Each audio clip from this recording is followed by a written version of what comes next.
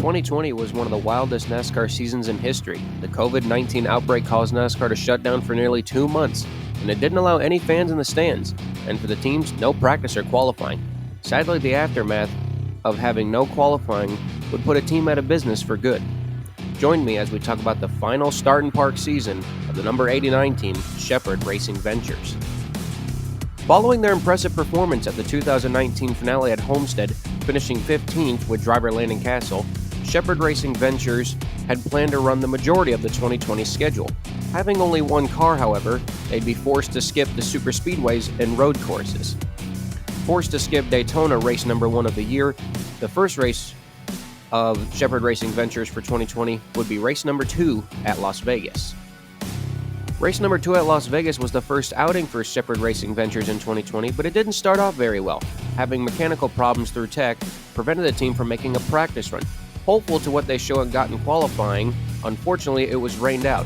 Luckily for Cassill and Shepherd Racing, only 36 cars were entered, therefore they would be guaranteed a spot in the field, starting shotgun on the field in 36th. Cassill didn't push the car hard at all, only climbing as high as 33rd.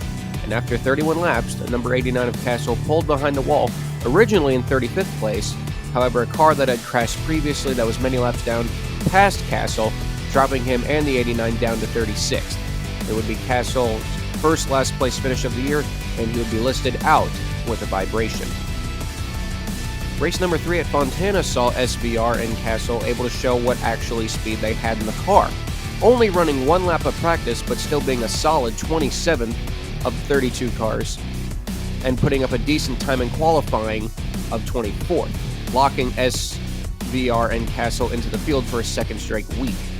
Like most Start&Parks, however, Cassill dropped to the rear prior to the start, taking the green flag in 34th place. Cassill again didn't push the car too hard, climbing as high as 30th. Before the end of stage 1, on lap 35, Cassill ran the caution laps before pulling off right as the field took the green flag for stage 2. The number 89 of Cassill was again the first to pull off, finishing 36th, citing a fuel pressure problem, and finishing 36th for the second week in a row. Race number 4 at Phoenix really showed what speed Shepherd Racing Ventures' old Chevrolet really had. Cassill, with lots of experience at Phoenix, showed what his team could do despite the little sponsorship and only using 1 set of tires. Despite only running 2 laps of practice, number 89 of Cassill put up an impressive lap of 15th out of the 35 cars that took a practice time.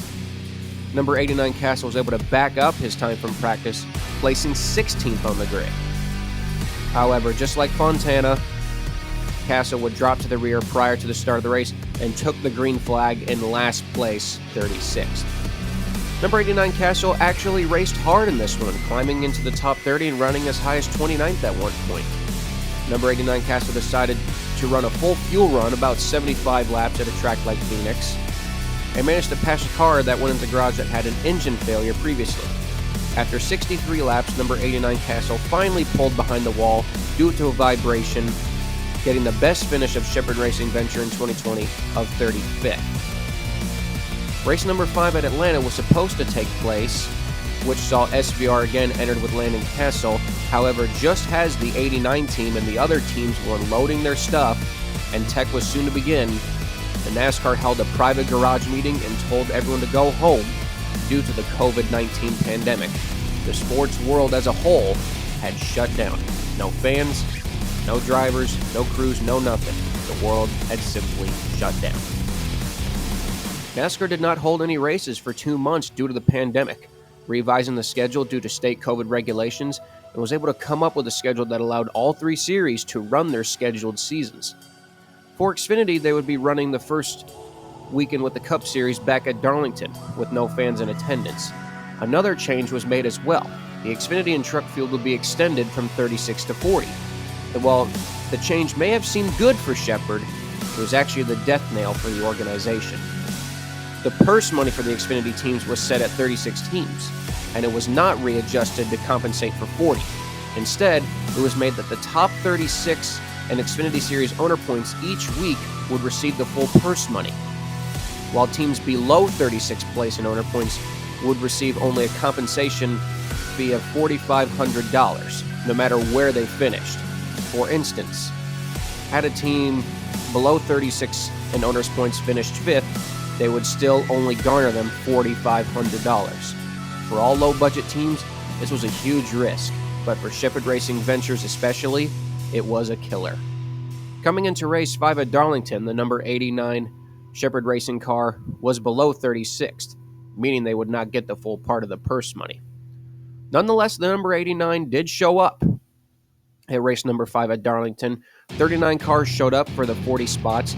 Using a metric qualifying system, number 89 Castle would start the race in 38th.